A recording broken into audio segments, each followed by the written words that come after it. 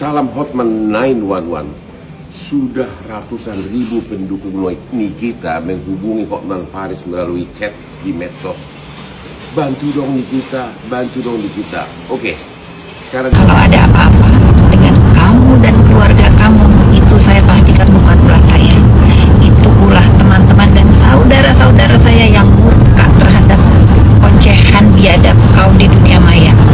Jadi saya ingatkan, jangan coba-coba ada kelompok yang sama yang pernah dilaporkan untuk menjalankan.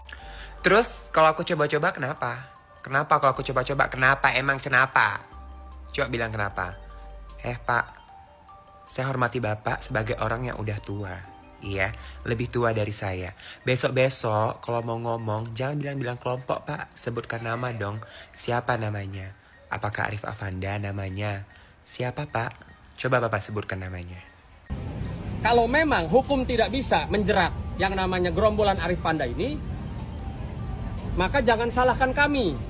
Ya, ketika kami melakukan pembelaan diri dengan cara kami yang tidak menutup kemungkinan, ya, atau besar kemungkinan akan ada pertumpahan darah.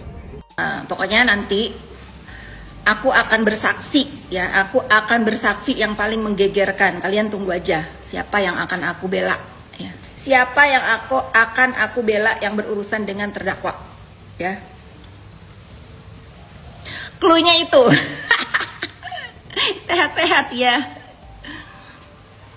Pokoknya semua yang nggak sesuai sama terdakwa punya selera itu pasti buzzernya Dr. Reza dibayar cina.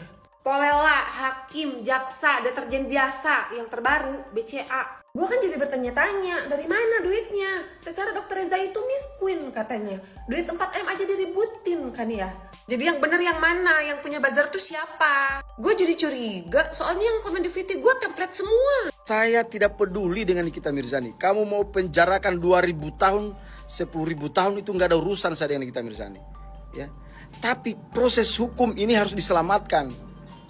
Kenapa? Karena proses hukum yang tidak fair ini ditonton oleh banyak orang, ribuan orang, jutaan orang menonton proses hukum yang tidak fair. Itulah yang saya bela. Kenapa? Saya tidak mau rakyat Indonesia disuguhkan proses hukum yang tidak fair. Saya tidak mau anak-anak kuliahan, mahasiswa, ibu-ibu disuguhkan dengan pertontonan penegakan hukum yang tidak fair, yang tidak adil, yang tidak betul-betul berpihak kepada rakyat. Ada Bapak Dewan yang terhormat. Mungkin kalian tahu siapa yang saya maksud. Izin bertanya Bapak, bagian mana menurut Bapak Dewan yang terhormat ini bahwa persidangan antara DRZ dan NN itu tidak fair? Bagian mana penegak hukum ini yang tidak fair menurut Bapak? Bukankah kita seluruh rakyat Indonesia yang menyaksikan jalannya persidangan ini, mengikuti dari tahap demi tahap, dari adanya pelaporan hingga bergulir sekarang di Pengadilan Jakarta Selatan. Mungkin Bapak Dewan sekali-sekali bisa datang, masuk ke dalam persidangan, mendengarkan dan menyimak fakta persidangan yang terjadi sekarang.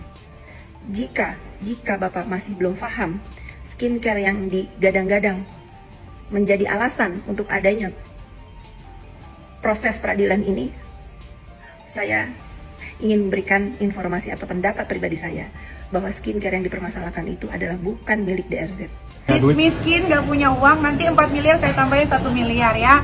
Jadi jangan terlalu digimanain gitu kasus ini, karena saya malu gitu ngurusin 4M kok sampai satu Indonesia gaduh. Negara nggak rugi hanya gara-gara perbuatan Nikita Mirzani, nggak ada kerugian. Ini kerugian antara mereka berdua. Karena Gladys waktu menyerahkan uang kepada Nikita, itu Gladys tidak melibatkan polisi dan negara. Harusnya dia bawa, Pak Polisi, saya mau ngasih Nikita 4 miliar, tolong saksikan ya. Nggak berani juga dia gitu.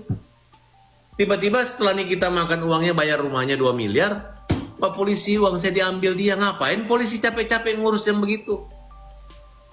Ya kan? Betul nggak? Nah, jadi harusnya dari awal polisi merestoratif justice Nikita Mirzani. Karena Nikita Mirzani itu orang kaya, orang berada, orang punya uang, orang punya harta. Jadi kalau polisi mau bekerja sama bermitra dengan artis, cukup ingatkan dan restoratif justice kembalikan uang itu, selesai. Satu, ini ada komentar dari Nikita Mirzani ya, tolong sampaikan fan-fannya. Kata dia, nanti aku taruh di sini, kata dia lagi main artis-artisan. pikir aku mau jadi artis? Hah? Kau yang artis aja, cari makan, cari cuan dari para pengusaha. Kau nggak malu sama sewa Saukia? Hah? Kau nggak malu? Lupa aku kalau kau tuh nggak punya malu emang. Kau nggak malu ya? Menjelek-jelekan orang yang sudah ngasih kau makan, mengalir di darah kau itu rezeki-rezeki dari mereka, ya. Kau camkan sekali lagi Nikita Mirzani, tidak ada di otakku sedikit pun ingin menjadi artis, ya. Apalagi nih, ada artis seperti manusia macam kau di dunia ini. Nauzubillahi min dzalik, ya. Wah, Mas Sunan, ini baru datang nih guys. Ini baru datang, nggak banget. Pak. Nih, lihat nih, baru datang nih guys. Tuh, bunyinya aja pakai dengeran di HP gue.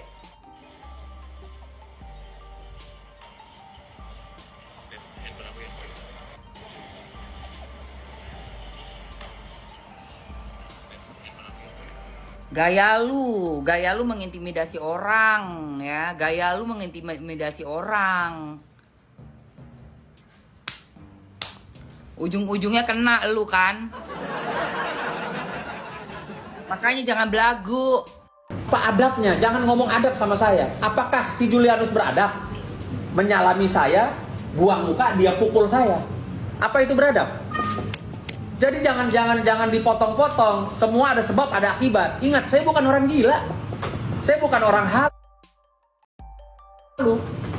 Ya, saya punya nama baik, nama besar. Nggak mungkin saya bikin gaduh di satu tempat yang dimana tempat itu bukan area tinju, area baku hantam. Gitu loh. Itu yang perlu digarisbawah dulu. Saya punya nama baik. Nggak mungkin saya pertaruhkan untuk hal yang memang saya tidak alami. Gitu loh. Tapi saya akui, mereka berhasil memancing emosi saya dengan adanya body contact terhadap diri saya.